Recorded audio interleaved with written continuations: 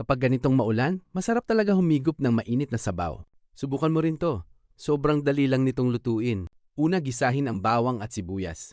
Gisahin maigi tapos ilagay mo na yung pork belly. Manipis lang ang hiwa niyan para mabilis lang maluto. Timplahan ng asin at paminta. Haluin tapos maglagay ng kimchi. Ikaw na bahala kung gaano kadami ang ilalagay mo.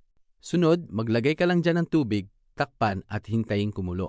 At kung gusto mo ng mga ganitong video ay mag-subscribe ka na. Maraming salamat. Sunod, ilagay ang pork cubes at yung mixed mushrooms. Ilagay mo na din yung tofu na hiniwa ko lang sa ganyang sukat. Tapos, isunod mo na rin agad yung mga enoki. Mabilis na lang yan maluto. Halu-haluin mo lang at pwedeng-pwede na yan. Meron ka na masarap na enoki pork belly soup. At nasaan ka kaya ngayon habang pinapanood mo to? Paki-comment mo naman dyan. Maraming salamat. Sobrang simple lang lutuin at napakasarap sa malamig na panahon. Kaya kung mapanood mo to ay subukan mo na din.